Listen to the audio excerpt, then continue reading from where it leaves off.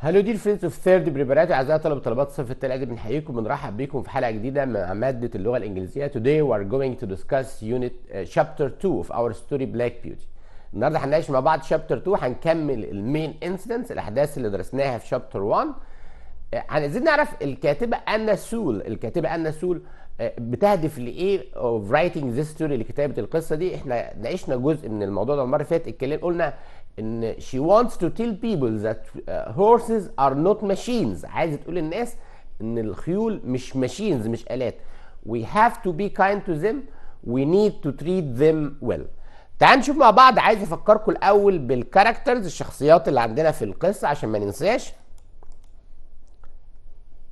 Black Beauty. Black Beauty is the horse, the black horse who tells the story.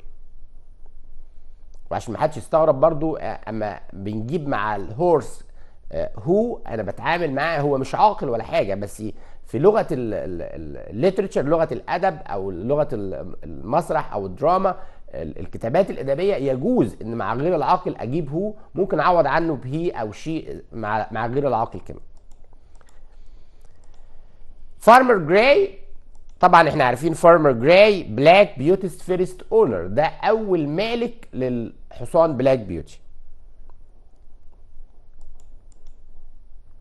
سكواير جوردون the first owner who Black Beauty works for، ده اول مالك بلاك بيوتي بيشتغل عنده. ميسيس جوردون، طبعا زوجة سكواير جوردون، سكواير جوردون's wife. جون مانلي a kind man who is Squire Gordon's helper، ده المساعد بتاع سكواير جوردون. يعني نبدأ مع بعض بقى شابتر 2، هنناقش مع بعض في المين بوينتس، النقاط الرئيسية، نركز مع بعض كده. هحاول اترجم الكلمات الجديدة برضو، لان في كلمات كتيرة هتبقى صعبة شوية، بس نحاول نقولها برضو بشكل سريع عشان نلحق ناخد شابتر 2. هنبدأ بالمين بوينتس. بيتكلم طبعا بلاك بيوتي، بيحكي لنا، بيقول one morning I was put into a small carriage to take Squire Gordon and John on a long journey for the Squire's business. يعني خرج معاهم في رحله بالكاريج، بالعربيه، on Squire business، في مهمه عمل. I liked pulling this carriage because it was very light and easy to pull.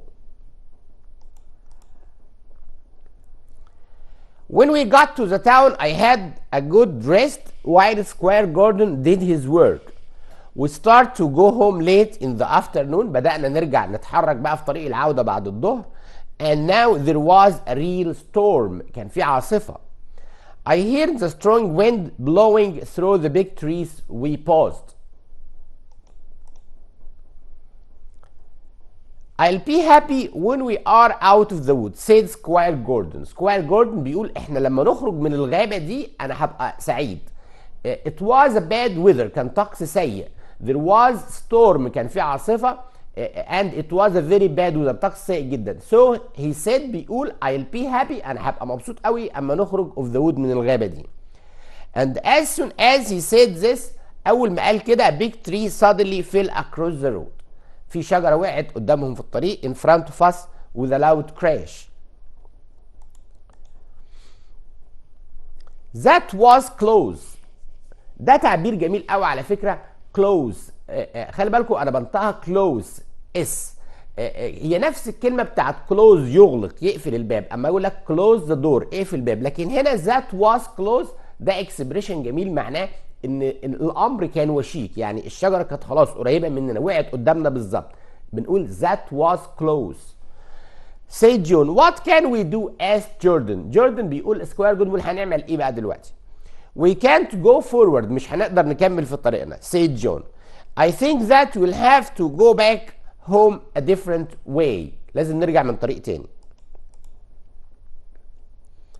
so we went back along a different route.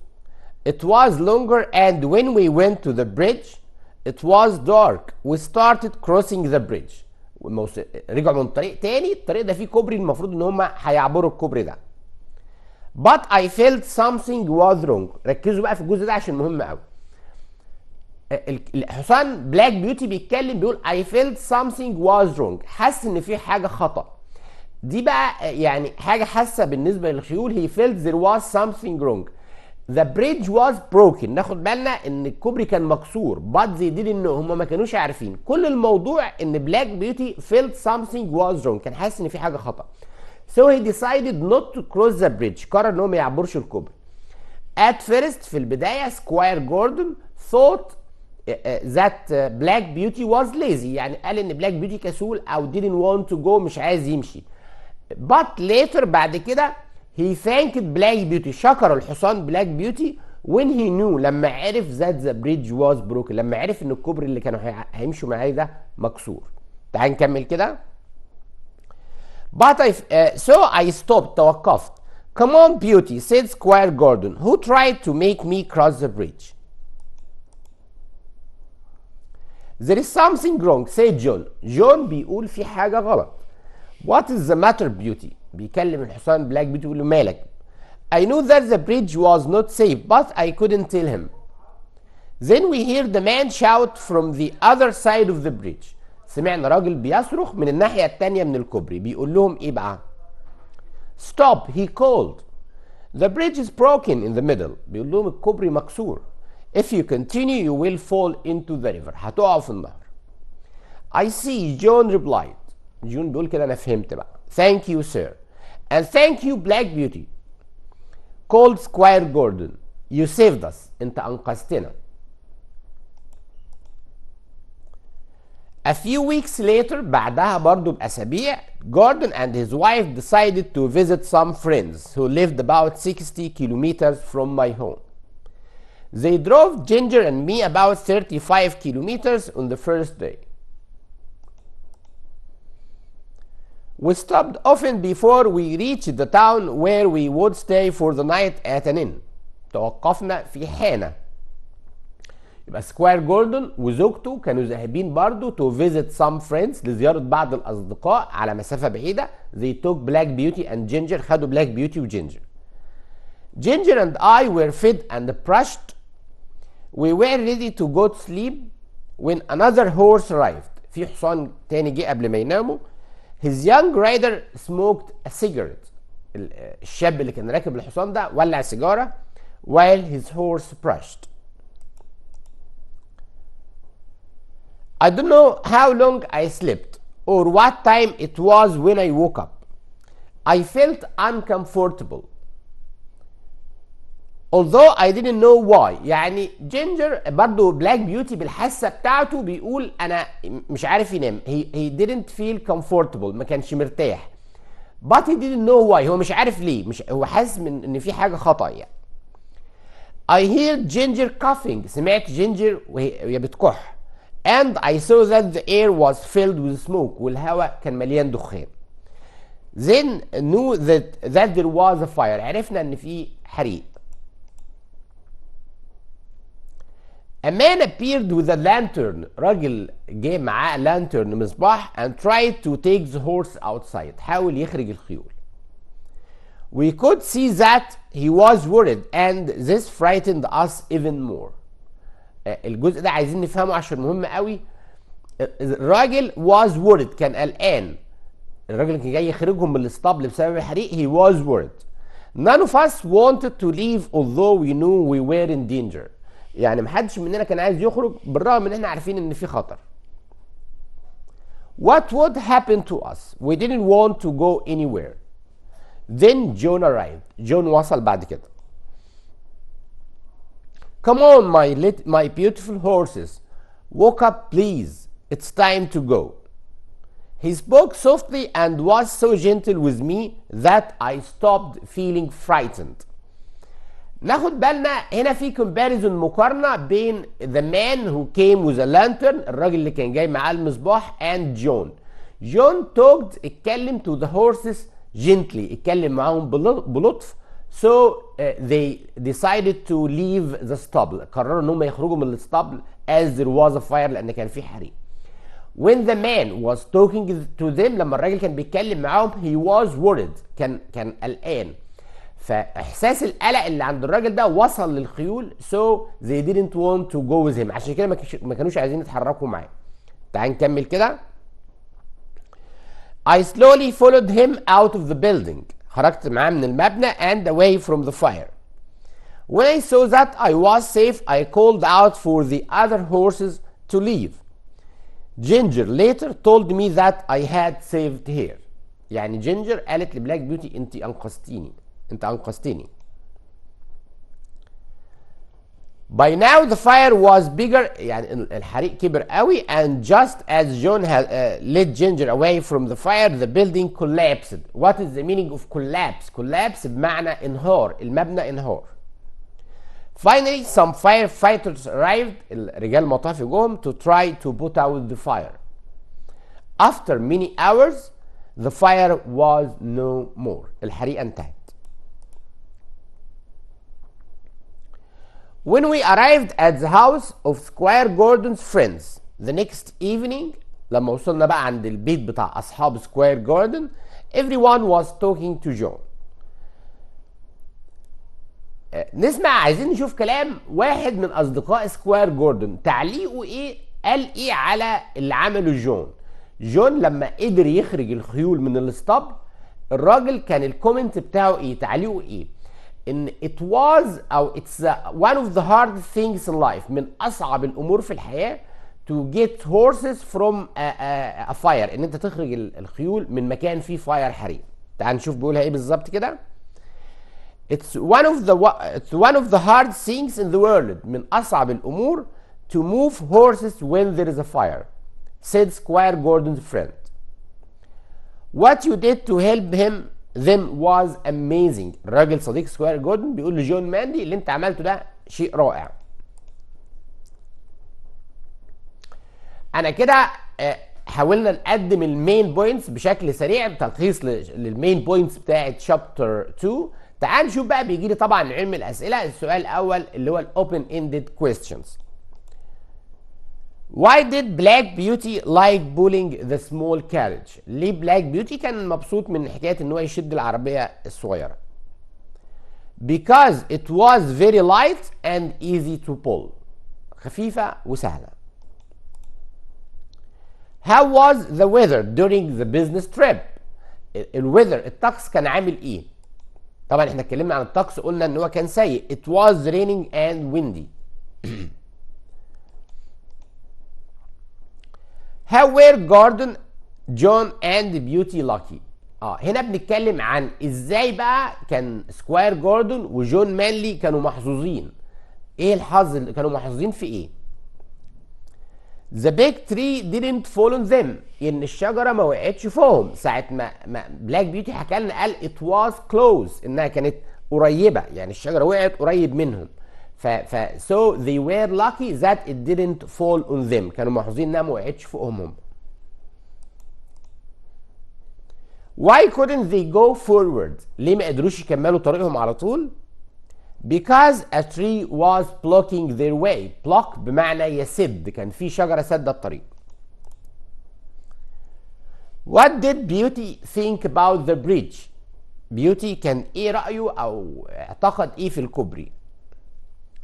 He thought it was not safe but he couldn't tell them، يعني كان شايف ان الكوبري مش آمن بس ما قدرش يقول لهم. What did the man near the bridge say؟ He shouted that the bridge was broken. الراجل قال ان الكوبري مكسور. What would have happened if they had tried to cross the bridge؟ لازم نبقى عارفين ان في اسئله ممكن نشوفها اسئله critical thinking. critical thinking اللي هو التفكير النقدي، يعني بمعنى صح الاجابه مش مذكوره بالنص في التكست، مش مذكوره في نص القصه. try to think، انت لازم تفكر. give your own opinion، قول رايك انت الشخصي. يعني انا مثلا هنا بسالك what do you think would have happened، انت رايك ايه اللي كان هيحصل if they had crossed the bridge، لو كانوا عبروا الكوبري؟ اكيد طبعا they would have died، كانوا هيموتوا. او they would have fallen into the river، كانوا هيقعوا في النهر. What did Gordon and his wife decide to do؟ سكوير جوردن وزوجته قرروا يعملوا ايه بعد كده؟ They decided to visit some friends. قرروا يزوروا بعض الأصدقاء. Who were pulling the carriage? Black Beauty and Ginger. What caused the fire? What caused the fire? ايه السبب في الحريق؟ The young rider's cigarette. السيجارة بتاعت الشاب اللي كان راكب الحصان. The young rider's cigarette. What frightened Beauty and the horses even more? ايه اللي خوف بلاك بيوتي والخيول اكتر؟ ايه اللي خلى خوفهم زاد؟ The man who was carrying the lantern was worried. اللي خوفهم ان الراجل اللي كان شايل اللانترن المصباح was worried كان قلقان. So they were worried too. هم كمان قلقوا اكتر and became more frightened. What stopped Black Beauty from being frightened? ايه اللي خلى بلاك بيوتي يتوقف عن الخوف؟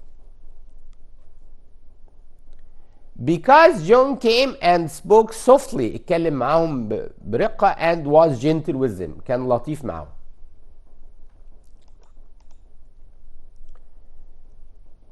In Gordon's friend's opinion, what's one of the hard things in life?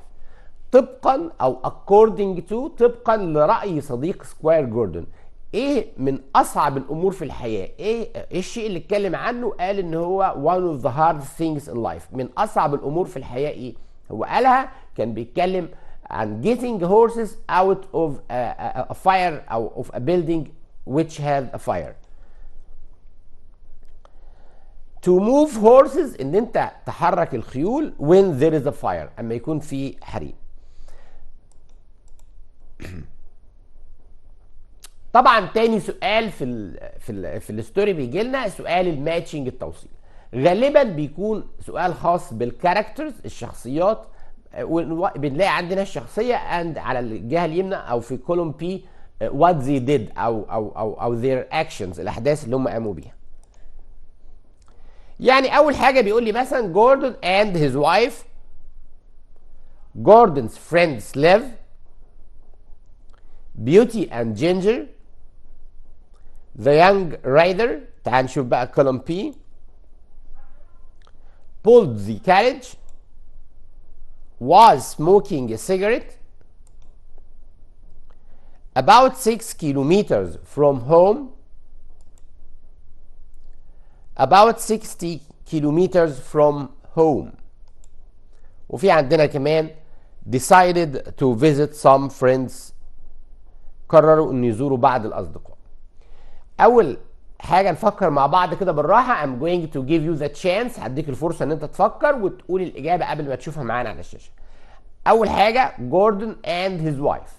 جوردن and his wife what؟ يا ترى عملوا ايه جوردن and his wife؟ Gordon and his wife decided to visit some friends. Gordon's friends live. اصدقاء سكوير جوردن بيعيشوا فاكرين عايشين فين بالظبط؟ about 60 kilometers from home. يعني بيبعدوا عن البيت حوالي 60 كيلو. Beauty and Ginger. Beauty and Ginger pulled the carriage. هم اللي كانوا بيشدوا الكاريج. The young rider. الشاب اللي كان راكب الحصان was smoking a cigarette. كان بيدخن سيجارة. He was smoking a cigarette. طيب عاوز بس to give you some tips. عايز اديكم بعض النصائح on how to deal with critical thinking questions. ازاي نتعامل مع اسئلة critical thinking. في اسئلة بتبقى اسئلة مباشرة، لكن المشكلة بتبقى اسئلة critical thinking في طلبة كتير دايما الاسئلة بتاعت critical thinking بتلاقي فيها what do you think؟ يعني انت ايه رأيك؟ او how do you think من وجهة نظرك according to طبقا ليه. دي كلها حاجات بنتعامل فيها في سؤال القصة. بيبقى عارف ان هو بيطلب مني رأيي to give my own opinion. طيب تعالوا نشوف مع بعض. عاوز بس اناقش معاكم حاجة صغيرة خاصة بالجرامر علشان خاطر ما خدناهاش في المراجعة. سؤال ريرايت.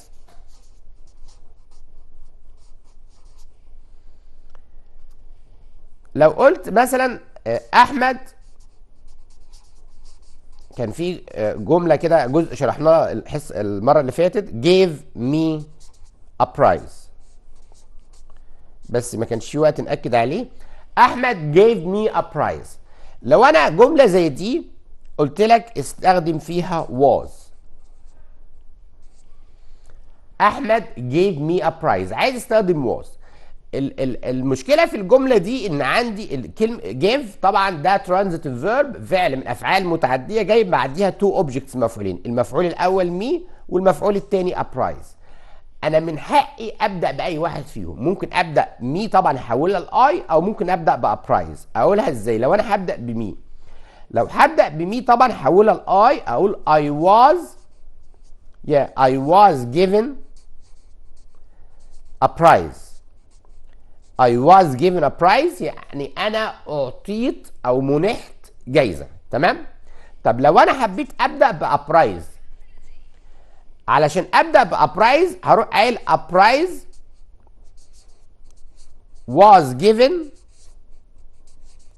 to me. انا عايز اقف بس معاكم عند حته to me.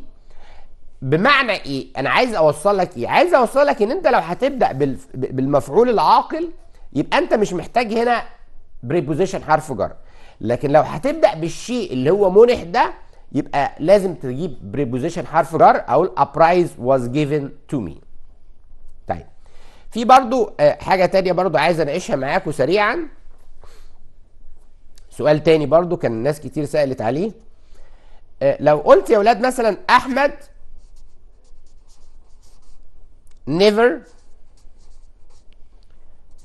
comes late، تمام؟ انا عايز ابدا بنيفر. هو في فرق يا مستر ان انا ابدا بنيفر او اجيبها في نص الجمله كده؟ طبعا في فرق. في فرق في الاستراكشر. القاعده بتاعتي هنا هتبقى ايه؟ الجمله بتقول احمد never comes late، عايز ابدا بنيفر، هقولها ازاي؟ حد يفكرني كده. المفروض الاستراكشر بتاعي بقى، ما دي يعني ده هم دول النقطتين اللي هم صعبين شويه في يونت 1. اما اجي ابدا بنيفر هقولها ازاي؟ هنبدا بنيفر، نقول نيفر does احمد come late. never does احمد come late. حد هيقول لي طب هي كده سؤال؟ هي مش سؤال. هو انت قدمت الهيلبنج فيرب، الفعل المساعد على الفاعل، بس برضه اتس ستيل سنتنس، ما زالت جمله، لسه جمله برضه زي ما هي.